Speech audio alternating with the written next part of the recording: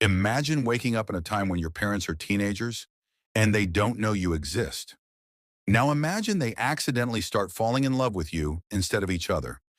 We open in Hill Valley, California, 1985. The first thing we see is a cramped garage stuffed with clocks, wires, tools, and strange gadgets, all ticking and whirring. Somewhere in the middle of this chaos, we meet Marty McFly, a teenager with a knack for being late in a dream of making it big with his rock band. But Marty's home life isn't perfect. His dad, George McFly, is a timid man who avoids conflict at all costs. The kind of person who laughs nervously even when he's being pushed around. His mom, Lorraine, spends her evenings reminiscing about how much better things were when she was young, often with a drink in hand. And then there's Biff Tannen, George's boss and a lifelong bully. Biff shows up at their house uninvited, blaming George for mistakes at work, taking his car without asking, and making it painfully clear he's been stepping on George since high school. The only bright spots for Marty are his girlfriend Jennifer and his friendship with Dr. Emmett Brown. Doc, a brilliant but eccentric inventor with wild white hair. One afternoon, Doc calls Marty with urgency in his voice. "Meet me at the Twin Pines Mall parking lot at 1:15 a.m. I've got something amazing to show you."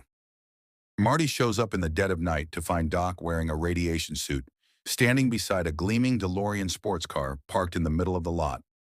Doc proudly announces that this is his latest invention, a time machine. And yes, it actually works.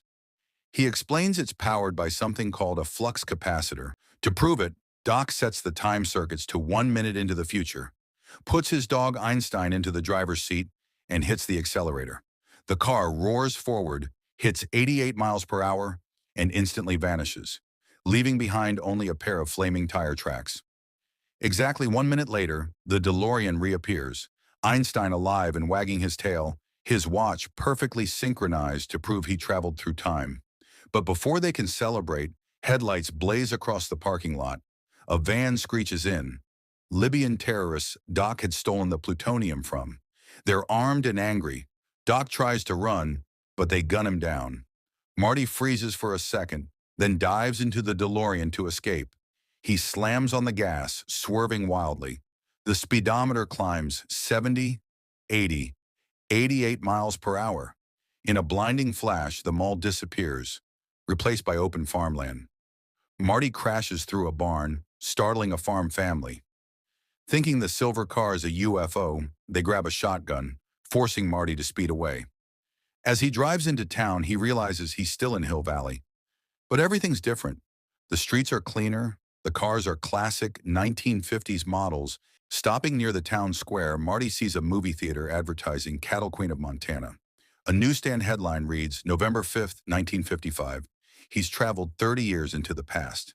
Still dazed, Marty wanders until he spots a familiar face, a skinny teenager being bullied by other boys. It's his dad, George, at age 17. George is just as awkward as in 1985, obsessed with writing science fiction stories but too shy to share them. Marty follows him and, to his shock, sees George climbing a tree with binoculars, spying on a girl changing clothes. Before Marty can stop him, George loses his balance and tumbles into the street. Acting on instinct, Marty shoves George out of the way, but gets hit himself. He wakes up in a strange bedroom, with a pretty young woman tending to him. She introduces herself as Lorraine, his mother 30 years younger, and she's clearly attracted to him.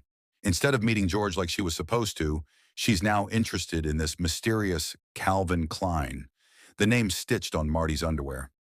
Realizing he's already messed up history, Marty tracks down the 1955 version of Doc Brown. Younger Doc is just as eccentric, with slightly less white hair and just as many wild ideas. Marty tells him everything, but Doc laughs it off, until Marty shows him the time machine and the flux capacitor. Doc's excitement turns to worry. If Lorraine doesn't fall for George, Marty will never be born. Worse, there's no plutonium in 1955, strong enough to send Marty back as a lightning strike. And they can't predict when one will hit, unless they use the one recorded strike they know will happen, the bolt that will hit the Hill Valley clock tower this coming Saturday night. From there, Marty plays reluctant matchmaker. He tries to get George to talk to Lorraine, but George is terrified of rejection. Marty sets up a plan where George will rescue Lorraine from an awkward situation, but George panics every time. Biff, meanwhile, keeps harassing both of them, making things even harder. Marty decides to force the moment. He tells George to meet Lorraine at the school dance, where he'll pretend to be too forward with her so George can step in and be the hero. But on the night of the dance, things go wrong. Instead of Marty, it's Biff who finds Lorraine in the parked car, and his intentions are far worse. George shows up, sees what's happening, and something inside him snaps. He shoves Biff back, then lands a punch so hard it knocks him out cold. Lorraine looks at George in a whole new light, and just like that, their love story is back on track. Later on the dance floor, George and Lorraine share their first kiss. Marty, fading from existence moments earlier, now feels whole again. Now it's time for the big send-off. At the clock tower, Doc rigs up a system of wires to channel the lightning directly into the DeLorean. The storm rages. The clock ticks closer to 10:04 p.m. Everything that can go wrong does. A cable disconnects, the wind howls, and Doc has to scramble up the tower to reconnect it.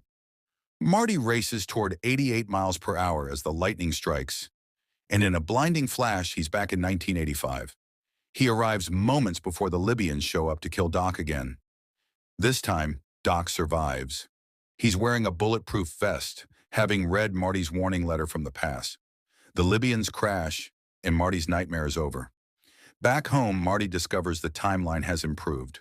George is confident and successful, Lorraine is happier, and Biff is now a meek car washer instead of a bully. Just as Marty is settling into this new life, Doc roars up in the DeLorean, insisting they have to go to the future to fix a problem with Marty's kids. The car lifts off the ground, wheels folding under, and blasts into the sky at 88 miles per hour. Please don't forget to like and subscribe for more short movie explainer